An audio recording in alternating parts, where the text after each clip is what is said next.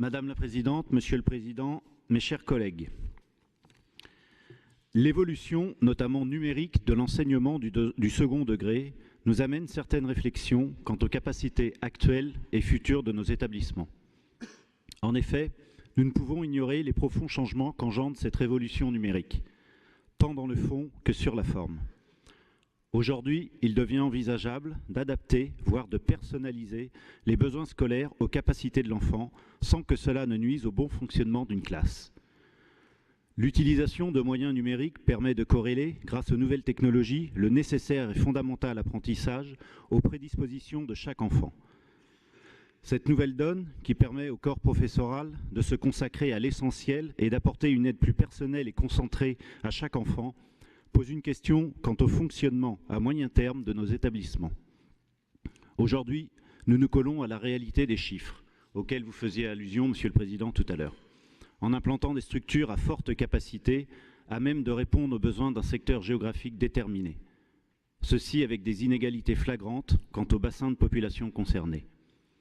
Pourrons-nous durablement continuer à construire des mastodontes scolaires à l'heure où la dite révolution numérique deviendra de plus en plus empirique et permettra à chaque lycéen de personnaliser chaque jour davantage sa propre orientation et son apprentissage? Et sans être plus rock'n'roll que nos collègues du groupe socialiste, n'oublions pas que pour nos jeunes, le lycée n'est pas le pénitencier, mais plutôt l'endroit où ils souhaitent vivre pour le meilleur. Il nous semble important aujourd'hui, pour demain, d'entamer une réflexion quant à nos futures implantations et éventuelles réflexions ou rénovations de lycées, et d'envisager une politique qui serait celle d'une proximité plus en adéquation avec les besoins de la population.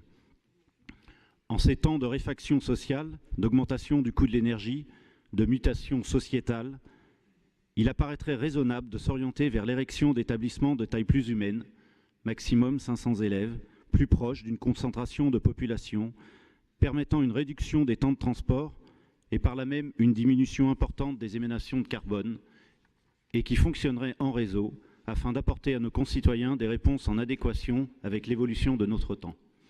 C'est pourquoi, Monsieur le Président, le groupe FN-RBM souhaiterait que le Conseil régional initie une réflexion avec l'ensemble des acteurs concernés, ministères, corps professoral, élus, parents, afin d'anticiper cette nouvelle donne, pour ne pas avoir à subir plus tard, car s'adapter, c'est déjà être en retard. Madame la Présidente, Monsieur le Président, chers collègues, je vous remercie de votre attention.